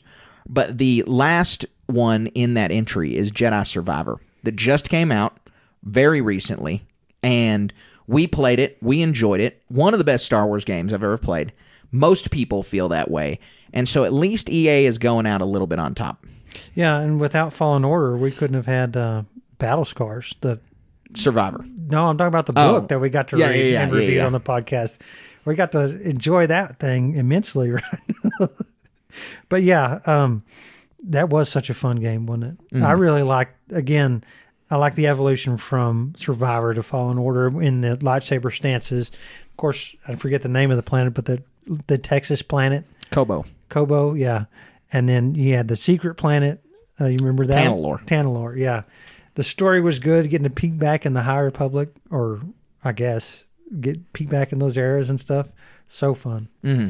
Yeah, it was great. We have a whole episode on Jedi Survivor, so if you really want to hear all of our thoughts, go check it out. But needless to say, we were very, very happy with that game and how it came out. And so, like I said, that's 5 games in 10 years for EA. That's, I think, probably a little lower than what Disney was hoping they would be cranking out, because we've heard since then that they would like to see a Star Wars game every 6 months. Which, if you're opening yourself up to more companies, is not undoable. I think it's probably not doable for a company, for one, but for multiple, that's definitely doable. Yeah, I mean, there's so much. We barely even talked about the virtual reality games that are out there. Yeah, and there's so many evolutions of that. There's 2 of those right now that I'm aware of. There's the Galaxy's Edge game and the Vader Immortal game. Right. You can walk into that Synergy place and play Vader Immortal on a headset that they have hanging from the ceiling. Yeah, I played it. It's fun. I haven't played either of them yet. I need to really badly. But those both had pretty well received games. I'm pretty sure there's some bespoke games. There's every now and then I'll see a TikTok or something of somebody with a lightsaber just chopping NPCs up. Oh yeah, like Beat Saber. Yeah. No, this one's like they're like they've reskinned one of those medieval games. That's a VR thing where you can chop people to pieces or something. Well, there's a game out there, speaking of medieval games, For Honor. Are you familiar with For Honor games? I've watched people play it. I don't own it. Very fun game. It looks fun. I would love a Star Wars version of right? that game. I thought that was just begging for a Star Wars Darth skin. Vader, you're on Hoth and you're Darth Vader. You know, here's all these rebels shooting at you. Ping, ping. Right. Throwing the bolts back, and then you go and chop them to pieces. Yeah. I bet Disney doesn't want them to do that, though. So, as the saying goes, we are now done with Star Wars games that have come out, and we're about to talk about the future. Let's talk about the Star Wars games we know that are coming and what we think they're going to be like. We don't have a lot of information, but we've got some. And as the saying goes, if there's one thing worse than the state of in-development Star Wars movies, it is the state of in-development Star Wars video games. Right. And that's, if you're a Star Wars gamer, I feel bad for you because it's worse on 2 fronts. And so the first game that we're going to talk about is Star Wars Hunters. This is a League of Legends style game, a MOBA. It is laughable what has happened with this game. It's crazy. I just can't imagine what it's like at Zigna, which is the developer of this game. So, I mean, again, how many times have we talked about reskins? There's a market for these things, as whatever criticism. I mean, people would love to sit there and create their little team out of Star Wars characters and do cool Star Wars things with them. Think about Sidious on your team and shooting lightning out at whoever. So the game that they've released, I think it takes place in the New Republic era, and it's all new heroes. There's like a droid named J3DI, which is a droid that looks like he has Jedi powers. Okay. Yeah, it looks like he has Jedi powers, but is this a joke? What do you... No. I mean, seriously, why would you not make a game with your characters that you have? Because, well, they, like we just said, they don't make Star Wars games like that anymore. I mean, I crave, as a Star Wars fan, I do want these new stories. I care way more about getting new characters and new stories in video games than I do getting to relive a moment from the original trilogy. I think there's a market for both. I think there is a market for both, I agree, but I don't think this is the market for the old content. I think that has a place among already established, better established video games. And certainly not on mobile, because this is a mobile game. Yeah. And so this game was supposed to release in 2021, and it's out in a handful of countries. Like, it's out in Italy, and it's out in some other places. But the last word was that it was going to be out everywhere, worldwide, global release this year. You've got 60 days to make that happen, and no one's heard anything. What I'm hearing from our sources overseas, we got Star Wars Station Nation members everywhere. They're saying the game rocks, that it's very good. If you like MOBAs, if you like League of Legends, you're going to enjoy the game. Like I said, it's about a bunch of new, unique characters that all have different abilities. That droid, J3DI, he's got like force powers, but he doesn't have the force. It's just a bunch of tricks that a droid can use to make it look like he has the force. Like that character from Kenobi, played by, gosh, I'm totally blanking on his name. The actor and the character. What is that guy's name? He is on Dayu. He's the guy who's pretending to be a Jedi. Oh, yeah. I know Kumail Nanjiani. Kumail Nanjiani's character. Yes, thank you. So Kumail Nanjiani's character, the droid's like that. There's like a Mandalorian character, a Trandoshan bounty hunter. There's all kinds of random people in there. And so this game, again, is supposed to be really good, but we wouldn't know about it. Americans would have no idea. And I don't know how in the world this game was supposed to release 2 years ago, still not out, only out in select countries, and is apparently performing well. There are companies like releasing art videos and, this is how we made the game and yada, yada, yada. It's like, why isn't it out then? Why can't I go to the App Store, download it right now, and play it? It's also supposed to release on the Switch, and I don't think it's released on the Switch anywhere. I think I saw a TikToker who set up a VPN and was able to play it. And talking about different aspects of a character. That's what I need to do. Neat. I need to just get an Italian VPN and download it. But so that starts us off on where Star Wars games are at, and it pretty much doesn't get better from there, except for this one. This is the only real bright light at the end of the tunnel because it's Star Wars Outlaws. We talked about it. The trailer released. We broke the trailer down. It was a surprise out of left field announcement is why I think it's done so well so far. People seem really excited about it. The trailer came out of nowhere, and it looks super fun. It looks like Red Dead Redemption and Star Wars. And it surprised us, and it's supposed to come out beginning of next year. Yeah, I'm surprised we don't know more about it beyond that one trailer. I mean, has anything been released since then? Yeah, they've given us information on how the game's going to work, how you're going to be able to jump from planet to planet, the size of the maps, things like that, which it's supposed to be many times the size of the map for the newest GTA game, whatever that is. Yeah, and so this is like a sandbox, or you think, gosh, it's really hard to do one of these things without a comparison. Would it be like a Skyrim type thing, or? Well, Red Dead Redemption, I think, is the easiest to compare it to. Okay. Is that it's free, it's open world. It's the first real open world Star Wars game, and so it's open world. Go anywhere, do whatever you want, travel however you'd like. There's going to be a system that tracks, how wanted you are by the Empire. This is your threat level. The first one, it's just, mouse droids coming after you or whatever. Yeah. And then at the end, you got KX droids, and Death Troopers hunting you down. That was the most recent little piece of news that I saw, was it said that when you were the most wanted by the Empire, that Death Troopers are the ones that hunt you down. That's awesome. Which is, super cool. It looks awesome. It just looks great. But we really don't know much beyond, just little leaks of news here and there. It's made by Ubisoft, the people who make Assassin's Creed. And that's kind of not all they're known for. They've made a lot of games, but they're well known for Assassin's Creed. And that's kind of the only thing they're well known for, from what I understand. Yeah. Well, I played a lot of Ubisoft games, but you don't know that they're Ubisoft games. The only thing that's like wholly and originally theirs that I'm aware of is Assassin's Creed. Yeah. So not only is that our last video game that is hopeful to talk about, it's also our last game that we know the title of. No, that's not true. We know one more title. We'll get to that one in a second. That one has way crazier other problems.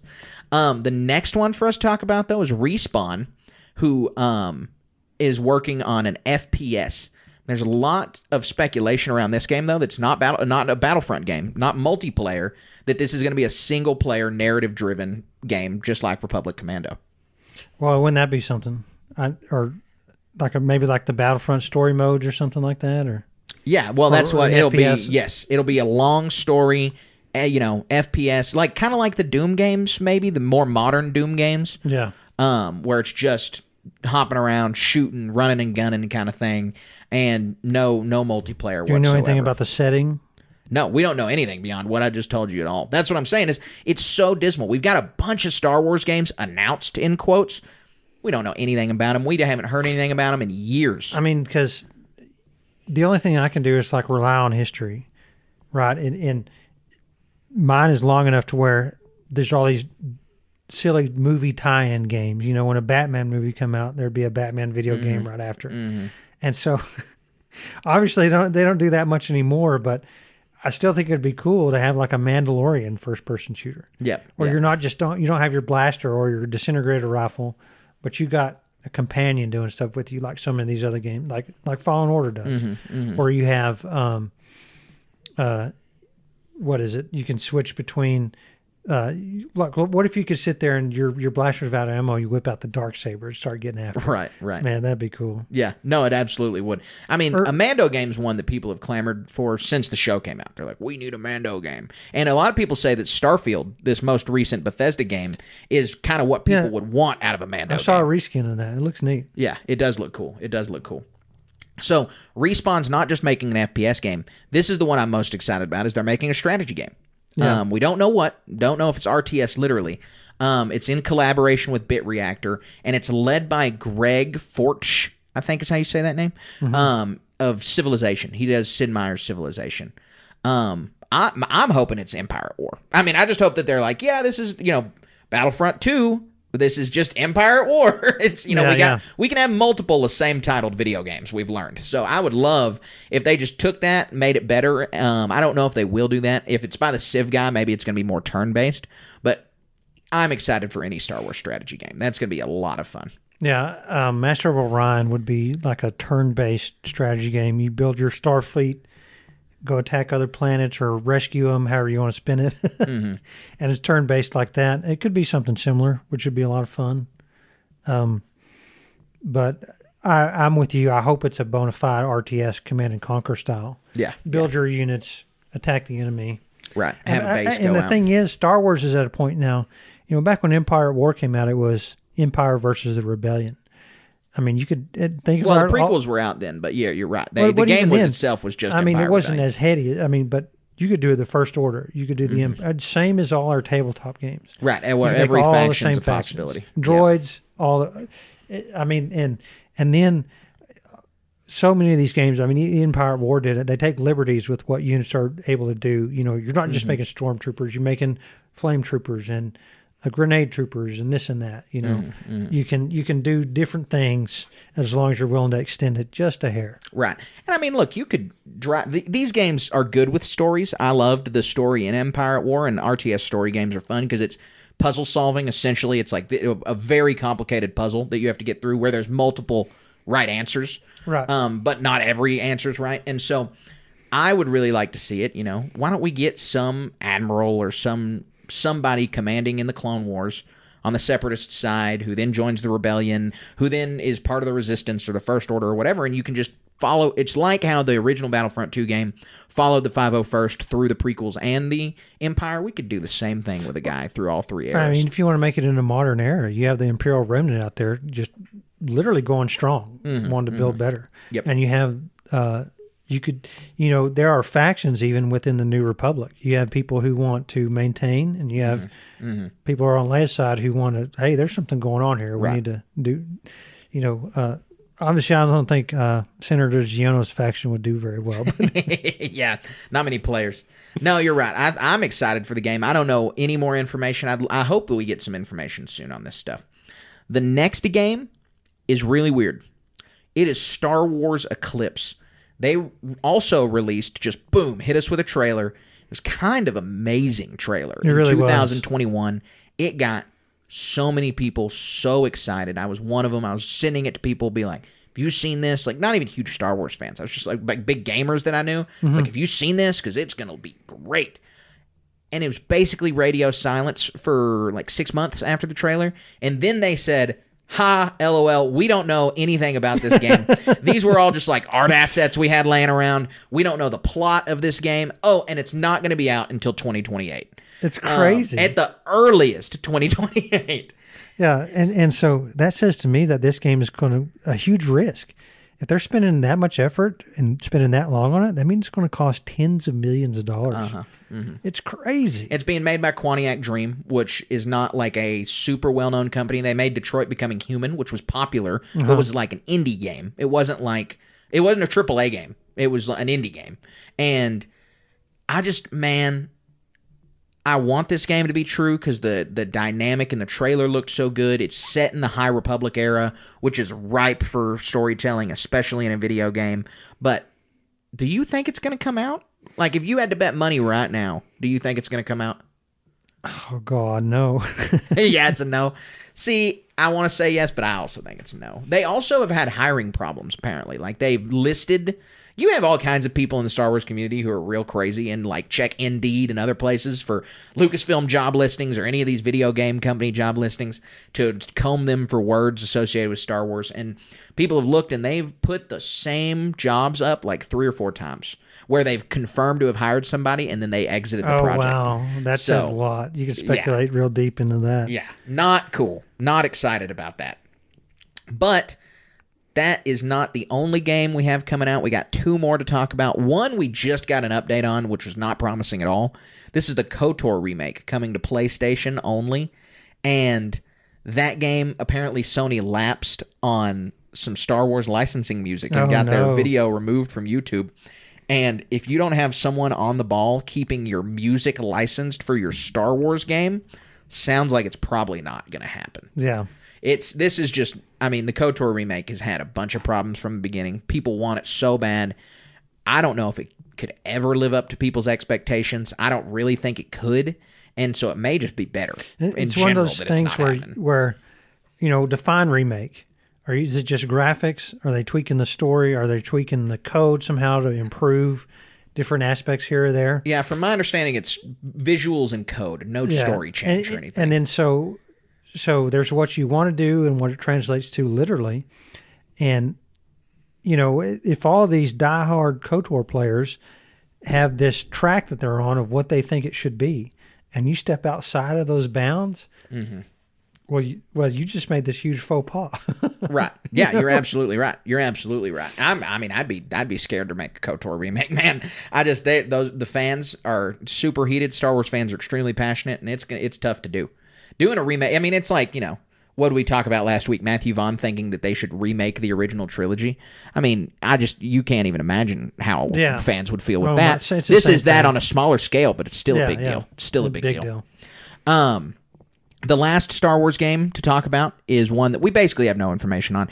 There's a narrative-driven action-adventure, so wow. Like, nearly any kind of video game you can think of that's single-player, by Amy Hennig, who worked on the Uncharted series.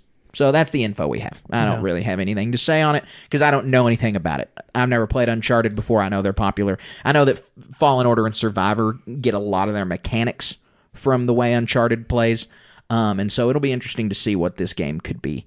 And we did forget one little thing. Dark Forces 2 is being remastered and will come out this February on all the next-gen consoles and on PC, which is neat. That's super exciting. And I'm going to pick that game up because I never got to play Dark Forces 2. Yeah, that'd be a lot of fun. I want to do that too.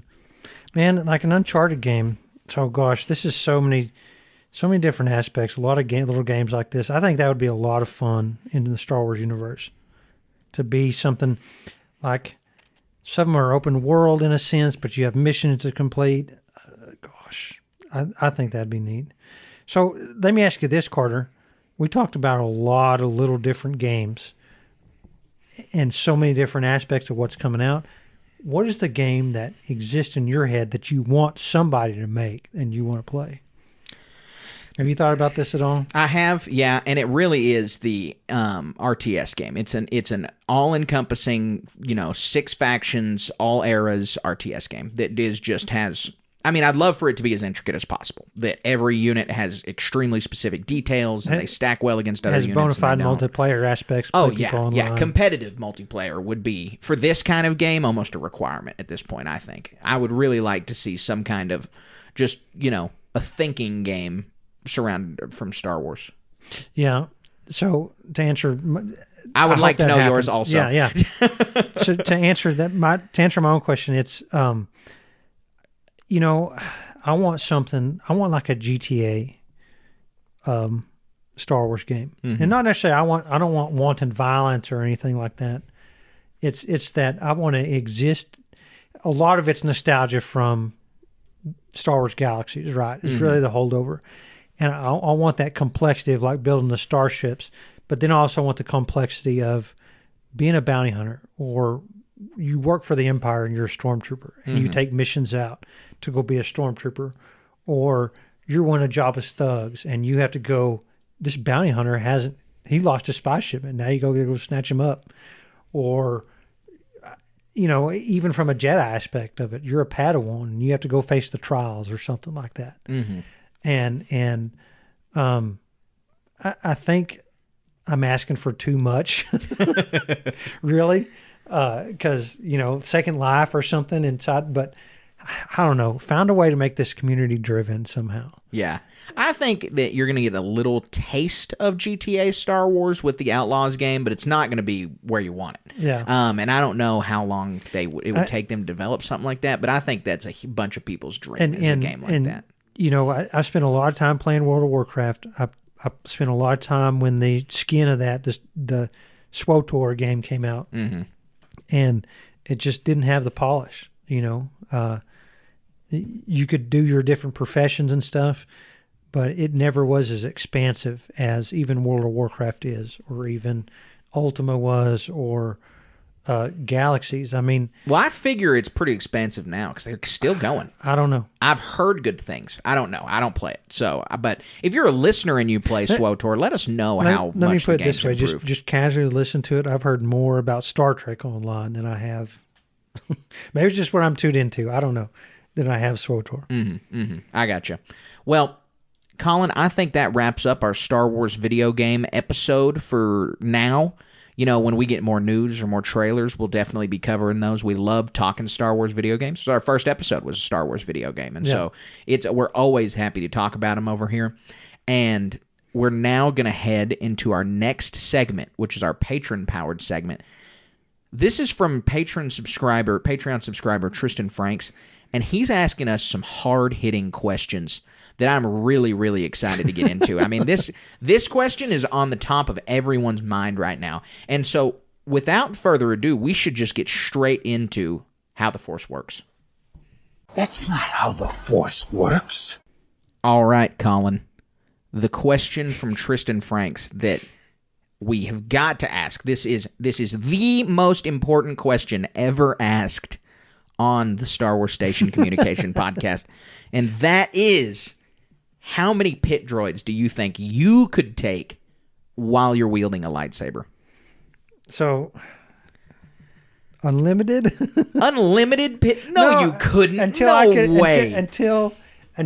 fatigued. Until you cut your own arm off with your lightsaber that you're using. Like seriously, set it up on a row, hold it at your waist, and start running. Why are they in a row? Why are they neatly lined up? I assume in Why this do question, I have a lightsaber? They're coming to kill you. They're after you. I'm more interested in knowing what happened to the Jedi I got this lightsaber from. This is like killing a pit droid. I'm imagining World War Z style zombie pit droids climbing over each other trying to kill you. And so I think you have a lightsaber. You don't know how to use a lightsaber. Whatever. You will cut your leg off. Okay, if they're coming at me, gosh. All sides. 200. 200? 200. 200. How tall are pit droids? I feel like they're up to your waist. This is child size. Yeah, exactly. This is like a bunch of 8-year-olds coming at you. And I don't think that 200 8-year-olds I don't want to make that joke on a podcast. Well, I mean, everyone's seen episode 3. Oh, God. Anyways, so this is the PC analog to younglings. Okay. Sure. But really, pit droids coming at you with a lightsaber, you think 200. That's your final answer? Well, if we're talking about younglings, probably for sure 200 younglings. They only have practice lightsabers, right? But okay, pit droids, they have claws. Yeah, little metal claws. I still say quite a lot. I mean, I think it's a lot. I just think 200 is a ton. That is a bunch. 200 wouldn't even fit in the room we're in right now. I mean, a sea of pit droids are overwhelming you. I don't think it'd be an issue at all. You're sitting there doing ballerina moves with your lightsaber. Yeah, just so the knocking these problem things that I out. run into is you got to continuously spin, right? Because they're coming at you from all sides. So you got to be just working in a circle. You're going to get tired before 200. You cut 200 down. My supposition is that you look up and there'd be. See, the other thing is like, I think, gosh, my mind's all over the place. You would look up, like if you had a tally counter or something where you could actually literally count these before you ripped to shreds. Is I think you would be surprised with how many you could kill because they're just crumps so easily. Oh, they will collapse as soon as that lightsaber, because their joints are so small. Like everything on them is really tiny. I think like fists. Let's go without the lightsaber real quick. I think I could 30. taste. Yeah, exactly. Like just a couple dozen, I could probably take of pit droids. But they're solid metal, so you can't, like that's the hard part. You got to rip their heads off one by one if they're solid metal. In more practicality, like once you burn through the first 50, you're gonna be stepping and tripping all over these things. It'd be a nightmare. Yep. But they are too. You know, they're not just going to they're climbing over these the things. mountain. Of... It'd be like some sort of zombie apocalypse thing where you're standing on this ever-growing mountain of corpses. Yeah, you build your own high ground, and then you can't lose. Yeah. See, that's what I'm saying. The only limitation is my fatigue. Right. Okay. So that was a great question, Tristan. We appreciate that question. This kind of illustrates the point of how the Force works. You guys can ask us anything, and we'll answer it as best we can. I love the laughs out of it, you know, because the reality is Carter and I we don't agree on everything, and I'm crumping these droids easily. So if you want to ask us another great question like that, all you have to do is go over to patreon.com/Star Wars Station, be on the Jedi Knight tier or above, and come ask us a question, and you get a ton of other huge benefits. We got t-shirts and stickers, exclusive podcasts over there that only you as a Patreon subscriber can hear. And those are so fun. Oh, they're a blast to record. They're way more laid back than this show is. The RPG? The RPG is a ton of fun. We just released a new episode last week of that. And so, guys, we really do appreciate all of our Patreon subscribers. And if you want to become one at even $1, we've got tiers starting at $1. That's patreon.com/Star Wars Station.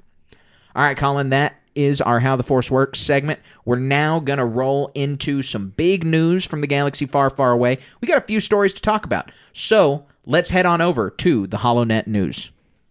You made the HoloNet. All right, Colin, 4 big news stories to talk about today. The first one is video game related, so we had to mention it off the bat. This one's like a little disappointing, but I'm not really that concerned about it. Ubisoft has delayed an unnamed large game till next fiscal year, which means April or later of next year. And pretty much everybody thinks this is Star Wars Outlaws.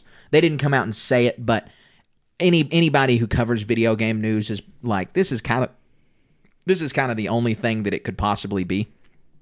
And so it's a little bit of a bummer. I didn't really expect it until March of that year anyway.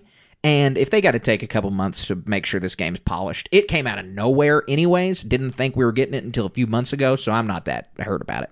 I love so in this article, it's got a screenshot or like an artistic piece of the character and her. And the article is from the Star Wars Newsnet, by the way.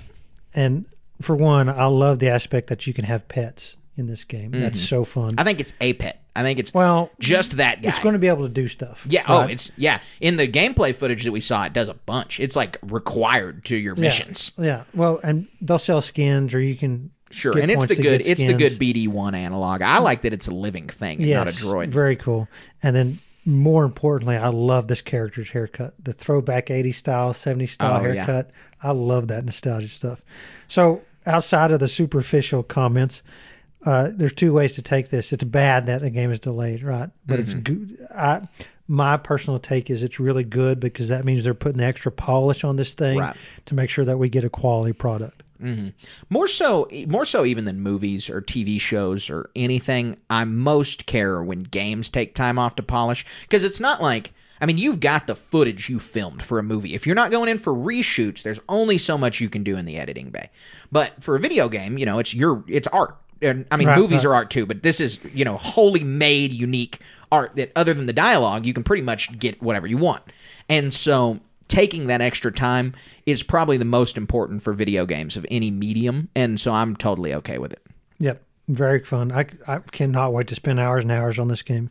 Yep, I absolutely agree. So, Colin, our next news story is one that I know you are going to be super, super stoked about. You're always on top of this news, so I'm sure you're aware that Kanan Jarrus's lightsaber is going to be available today, November 1st, at Disney something. Disney Park, Disneyland, Disney World. I don't know which one or where it is, but it's at Galaxy's Edge. Yeah, they have one east and west in both world and land.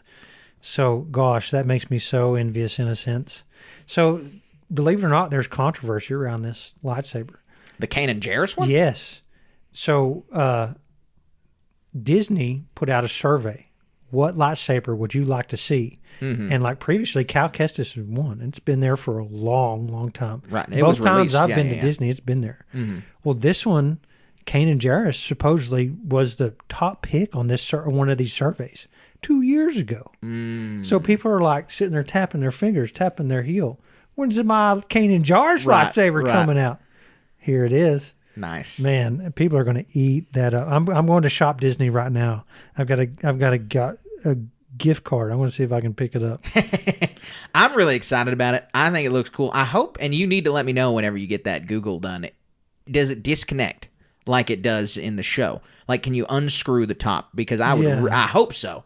That's an iconic piece of Kanan's lightsaber. I mean, that's just basically, to me, it's a requirement. It's like if you got a Darth Maul lightsaber and only came out of one end, that's essentially, if your Kanan lightsaber doesn't come apart in two pieces, then something's wrong. Right. Yeah. I don't know if it's out there yet. We'll see.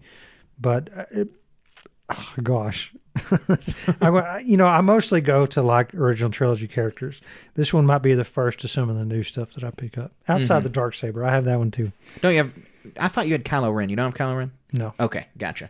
All right, Colin, so our next piece of news is Star Wars Insider, number 222, great magazine, shout out to Star Wars Insider, returns with a new High Republic story, and there's a lot of exclusive short stories printed in the pages of Star Wars Insider all the time, printed in the pages of Star Wars Insider, and so it's just exciting that we're now getting more Phase 3 High Republic content. Yes, I cannot wait to. I mean, this High Republic stuff really is fantastic. So we got the Eye of Darkness sent to us Phase 3 early. People know that. We have a YouTube video out with a spoiler-free review. But today's the first day we're allowed to talk about it without the embargo. Right. Yeah, we're allowed to say that this book rocks. I've started reading it. It's fantastic. All the characters, the setting is fantastic.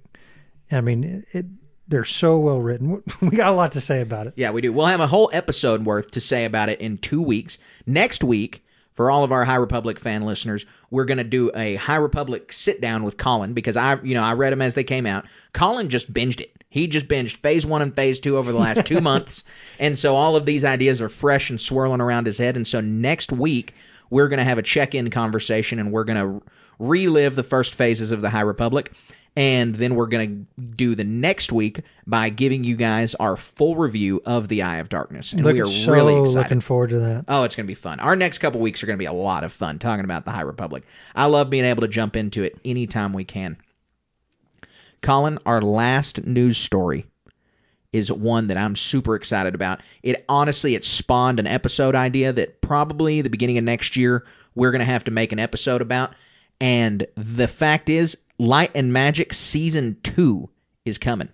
We're getting that documentary, Light and Magic, Disney original, premiered on Disney Plus, that tells us the inner workings of ILM.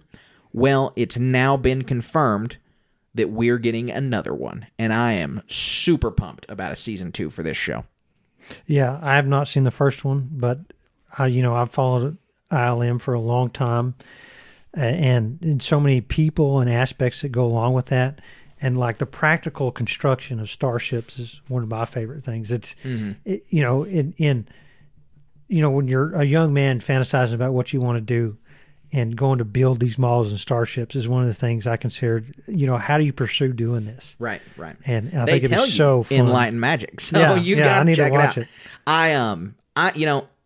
I've always been in Star Wars more for the story than the real world achievement of the special effects. I'm very, very impressed by it every time, and I know a lot about it, as every Star Wars fan should. But what hooked me was the story. But this ILM, and so watching this ILM documentary, there's a lot of information in it that I didn't know. And so getting to sit down and watch Light and Magic and hear about all of the processes behind making these movies, from the original practical effects, and how it's just the people who do this are on a total, they think completely differently than I do. Like they are just problem solvers in a unique way, where they're like, well, this explosion doesn't look right on this little model. And then they figure out a way to be able to do it and make it look so realistic. And it's like watching actual magic for me. It's like getting to actually watch a magician. And that's almost an understatement. I come from a world of practicality. My whole heritage and ancestry is practical work of ditch digging and working sales and military stuff. And for me to rewire my brain to do something like that is fantastical. It's an art form. I understand the world needs movies and all this stuff, but building houses and selling the components to do that is like infinitely more worthwhile in my brain. And it's hard to rewire my thinking that producing that kind of stuff is a worthwhile pursuit. It totally is. We wouldn't have Star Wars without it, right? And all these other properties and such fantastical escapes that I love so much. But man, I wish I had some opportunity to rewire my brain and work and function in this stuff that's so fantastical. It really is cool. Well, I mean, it's like if a magician sat me down and explained their trick and I still didn't get it. Yeah. Because that's what watching this documentary is like. It's like if I watch a card trick from a magician and then he comes over and he's like, here's how I did this card trick, I can probably do the card trick.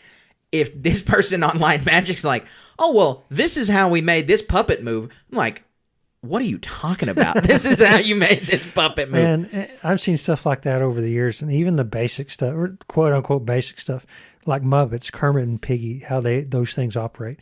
Like, you ever seen a picture of how the actor in Big Bird operates that puppet? It's insane how that thing works. No, I mean, Jabba the Hutt was like 6 people. I mean, there's just all, that stuff is mind-boggling to me. And so Light and Magic Season 2 coming, I'm really excited about it. Like I said, sometime early next year, we're probably going to do an episode on Season 1. We're going to watch Light and Magic Season 1, and we're going to talk about it. It's a great idea. And so we can't wait to do that, but we appreciate you guys sticking with us through the news segment, because we are now on to our final segment, and that is the Star Wars Moment of the Week. We would be honored if you would join us. All right, Colin. So what is your Star Wars Moment of the Week? So you mentioned a little bit earlier, I basically binged Phase 1 to Phase 2, and I just finished Phase 2 of the High Republic earlier this week. And, Phase 2 is its whole encapsulated story. And I really don't want to get into story aspects because we're talking about it next week, but super high quality, super interesting stuff that you wouldn't even think about that intrigues you is in this. Which phase did you prefer, all said and done? Phase 1. You did? Interesting. Yeah. Okay. Yeah. I was a Phase 2 guy. I preferred I loved them both, but I preferred Phase 2. Yeah. It was really fun. So, like, I listened to I'm taking a job or a contract to move some trash around north in the very tip top of Texas going into Kansas. And I'm spending literally all day, 12 hours a day driving. So it's easy. And then something I knew I could do, but I forgot to implement, you can increase the speed in which these books are read. So I have them at 1.7 speed increase. And it turns I started a Warhammer book, and it turned a 14-hour book into 8. Right. How does that quick do for the production value, though? Does it bother you that the music's playing faster? Slightly. Yeah. It's very slightly. But, I mean, for my hearing capabilities, which is quite diminished compared to normal people, it's not something I care about that much or notice even. I noticed less of it before unless it was a problem. Like, I need to email the producer on this, but it was in a scene where a bomb exploded and at a high pitched ring. I have that all the time anyway, and I'm able to function with it. The tinnitus, I can't. It in a normal course of life, I'm not aware of it, but to be made aware of it is excruciating. Are you aware of it right now? As we speak, yes. Yeah, that's up to this point, no. That's what I thought. You made yourself aware of it. Yes, though, so yeah. You can blame yourself on that one. Yeah, that's good. I love the High Republic. It's a super cool publishing initiative. We already gushed. We're super excited to talk about this third book, or this third phase, and so can't wait to talk about it. Cannot wait. Yeah, so fun. So my Star Wars moment of the week is a little more low key, but that's because yesterday was Halloween, which is a great time to be a Star Wars fan because you guys get to see a bunch of Star Wars stuff. You're guaranteed you're going to see some Star Wars stuff. We did our episode last week, and we talked about, what Star Wars costumes you saw in the store. We both said we only saw Grogu and Mando, right? That's right. And you saw Darth Vader also, I think. Yep. Yeah, and so I was out last night giving out candy, blah, blah, blah. Well, we saw one Din Djarin and one Grogu. Cool. It was awesome to see. I'm happy to see Star Wars costumes no matter what. But we also saw a young lady dressed as R2-D2. She was wearing like an R2-D2 dress and like an R2-D2 headband. It was super cool. That's R2-D2 awesome. costume. I think it was homemade. She did a really good job with it. She looked great. And then we also had a full body Yoda costume from a kid. Like Wow. he had on a full Not mask. Grogu. Yeah, not Grogu. No, Yoda. He had on good-looking Jedi robes, like legit-looking Jedi robes. Wow. And I was super happy to talk to this kid. He's a huge Star Wars fan. He loves the movies, loves all the TV shows. And he was like, oh, yeah, Yoda's my favorite character, blah, blah, blah. And I was super happy to hear. The kid's like awesome. 7, 8 years old. It was super cool to get to talk to a kid like that. Who We need to have him on the show. Yeah, we do. He was awesome. His costume looked great. The only complaint he said was the mask's super hot. He said it's super hot in the mask. But it's okay because it was super cold yesterday, so I bet he was all right with it being a little warmer. My son was unhappy. He dressed up as Woody from Toy Story. He didn't want to put his costume back on to go trick-or-treating after he wore it at school because it's too hot. The costume was? Yeah. So I gotcha. I understand that. Yeah, it makes sense. Halloween's a good time, but those costume functions, they're always tough. I was a sheet ghost, like from Charlie Brown, and I couldn't see anything. And my friend his wife is kind of short, and I think I ran into her a couple times. So I love Halloween. Yeah, I do too. It's a good time to be a Star Wars fan. It's a good time. But this time of year is a good time to be a Star Wars fan because, they started releasing all the stuff around Christmas, and we've always had the huge Star Wars Christmas crossovers. So it always feels like from Halloween to Christmas is just Star Wars season to me. I love getting the Advent calendar and opening it up as the days progress. Mm-hmm. Getting all I got a shelf just for all the previous year's ones. Right. Yeah, it's a good time to be a Star Wars fan. Always this time of year. So, Colin, that wraps up this episode of the podcast. We had a great time talking about Star Wars video games today. Next week, you guys are going to be able to catching up with Colin on the High Republic. And until next week, you guys can see us on YouTube. I just released a video. Like I said, spoiler-free review of The Eye of Darkness. Go check that out over there. You can find us on Instagram and on Twitter. On Instagram, we're SW_station. On Twitter, we are StarWars.station. Always posting stuff over there. Always interacting with everybody over there. Join our Discord. You can find that link in the bio of this podcast. You can find it in the bio of Instagram, Twitter, wherever. You can also join our Facebook group, Star Wars Station Cantina. That's a great place to be. We love engaging with fans there. And Colin, where else can they find us? Oh, gosh. Twitch.tv/Station Media. I think we're rarely over there, but especially when a new game comes out. Yeah, new games are always when we're over there, and then just randomly I'll pop on a Battlefront 2 match there, but that's totally random. There's absolutely no indication. And I really wish that, it's not just, it's Station Media. It's not just Star Wars Station.